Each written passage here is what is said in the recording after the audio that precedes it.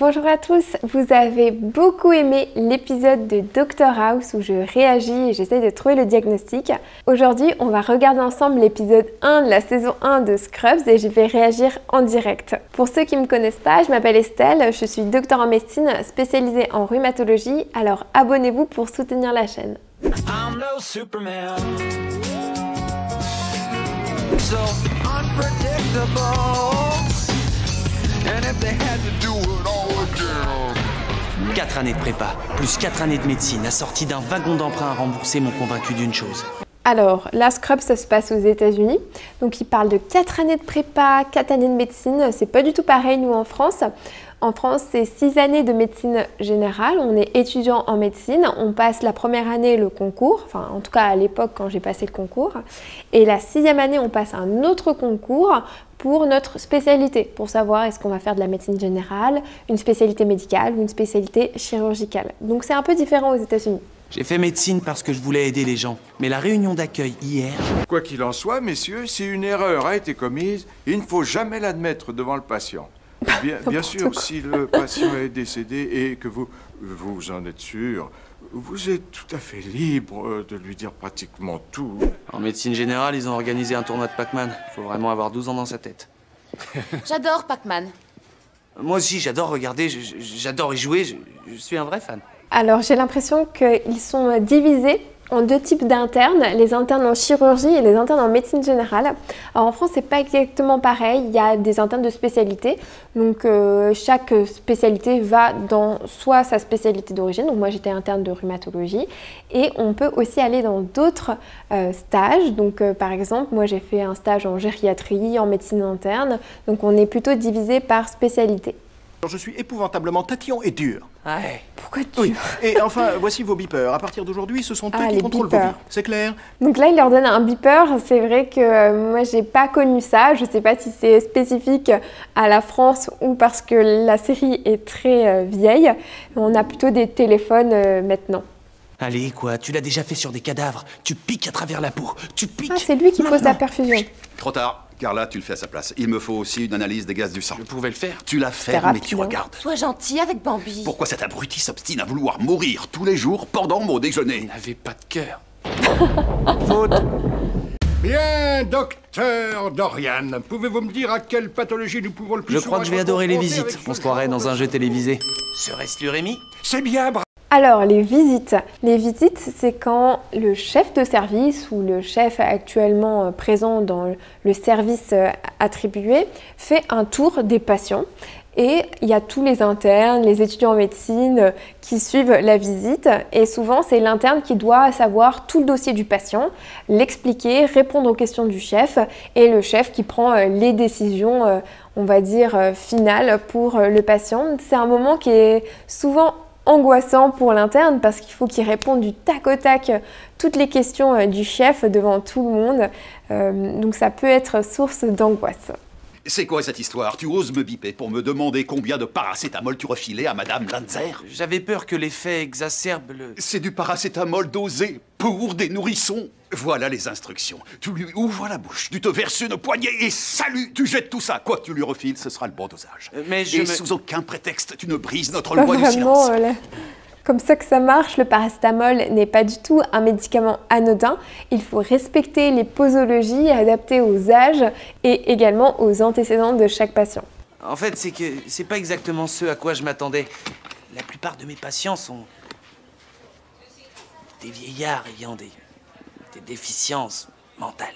Mon petit. Bon, il dit qu'il s'attendait à d'autres types de patients. Je ne sais pas à quoi exactement il s'attendait. C'est vrai que les patients qui sont jeunes, qui ont des maladies rares, on peut en avoir, mais ça reste pas très fréquent. Alors c'est vrai que c'est ce qu'on voit majoritairement dans les séries médicales, mais en fait les patients âgés, c'est eux qui sont le plus fragiles, c'est eux qui vont avoir le plus de problèmes de santé et donc forcément c'est ceux qu'on va voir le plus fréquemment. Alors ça va dépendre bien sûr des différentes spécialités. Quoi? C'est que on devrait peut-être pas parler de ça devant elle. Elle est morte. Je te donne un truc, Bisu. Si tu te balades avec un cadavre, tu es sûr que personne vient te demander quoi que ce soit. Vous êtes un vrai père pour moi. On ne se balade pas comme ça avec un cadavre en chaise roulante dans les couloirs de l'hôpital, ça ne se passe pas du tout comme ça. Quand quelqu'un décède à l'hôpital, les infirmières, déjà il y a le médecin qui va prononcer le décès et les infirmières font la toilette mortuaire et les équipes du service de la morgue vont venir et prendre en charge le patient. Je suis pas vraiment morte. J'ai des gaz, c'est pas grave. Pourquoi c'est faire ces examens encore? On veut savoir si vos gaz ne sont pas nocifs pour les autres. Dans l'ascenseur. Il a peur. Que nous indique une infection intestinale sévère assortie d'une nécrose, docteur Dorian?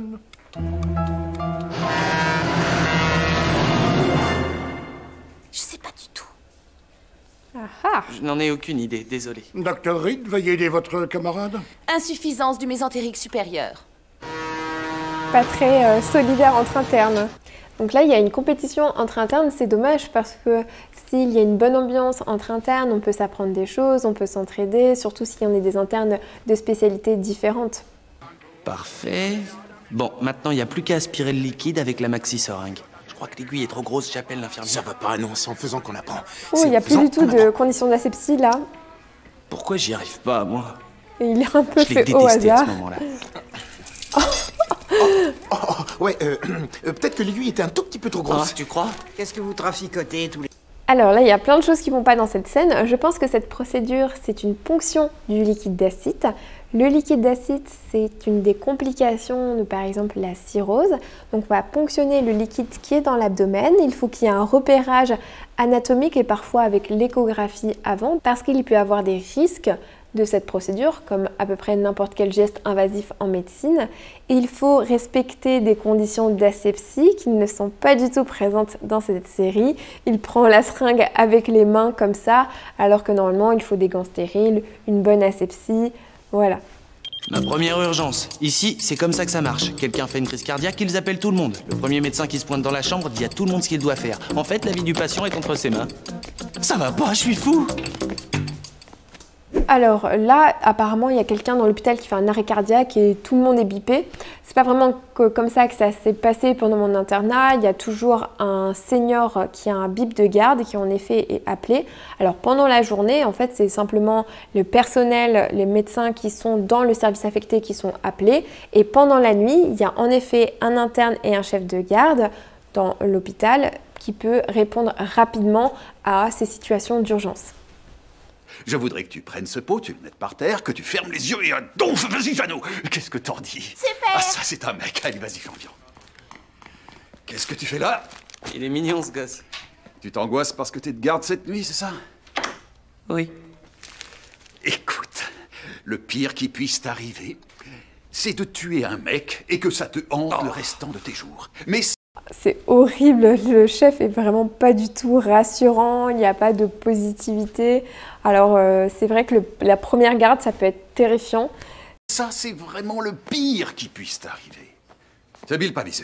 Les infirmières feront tout le travail puisque toi, t'as encore la trouille, ce qui te permet de te couvrir sur tous les fronts. Et si tu as vraiment un cas trop difficile... Alors c'est vrai que les infirmières sont d'une aide incroyable. Moi je me souviens que je leur ai posé plein de questions. En fait elles sont là depuis longtemps, ou ils sont là depuis longtemps. Ils savent, ils connaissent les procédures, ils savent qui appeler. Donc c'est vraiment une aide incroyable quand on est interne débutant.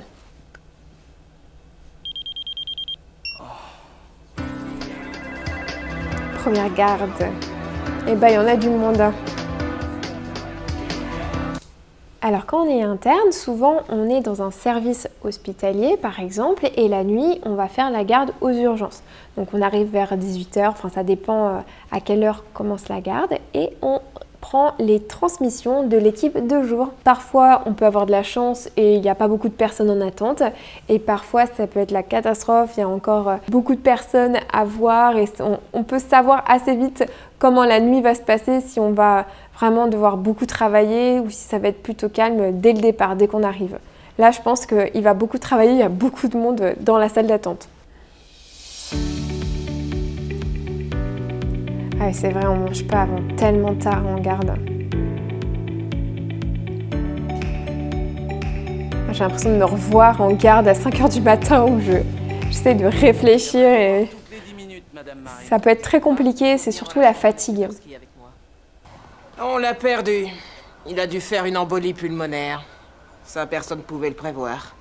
Enfin bref, vous devez prononcer le décès. Pourquoi vous ne m'avez pas bipé? Je voudrais rentrer chez moi. Vous le prononcez, ce décès?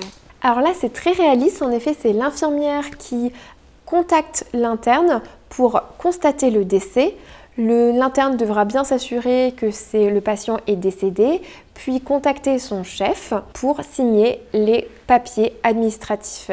Figurez-vous que si je trimballe partout Double avec moi visage cette feuille du de chef de service, c'est que service. rien que le fait de mémoriser vos noms m'est impossible. Alors écoutez, si le patient a une assurance, vous lui donnez un traitement. S'il n'en a aucune, vous le raccompagnez à la porte. Très particulier, sa réaction qui est en fait liée au système de santé américain où si le patient n'a pas de mutuelle, il n'est pas pris en charge. C'est complètement différent avec le système de santé français, bien heureusement. Bambi, file tant que tu le peux encore. Ouais, c'est ça, il faut filer parce Qu'il que en soit. sinon ça peut être infini. Le plus important, c'est d'avoir traversé ces 3 premiers jours sans avoir eu l'air d'un parfait crétin. Surtout qu'on a un repos de garde qui est la journée, c'est-à-dire la garde s'arrête autour de 8h30, 9h. Après, on a la journée pour se reposer, mais on reprend le lendemain matin. Et souvent, quand on n'a pas dormi comme ça de la nuit, notre rythme il est complètement chamboulé, donc il faut se reposer pour le jour d'après. Alors voilà, on a fini l'épisode 1 de la saison 1 de Scrubs. Il y a beaucoup de points positifs, ça reste fidèle malgré le fait que ça soit une comédie. Ça se voit que le souci du détail n'est pas leur priorité, mais ça reste intéressant à regarder.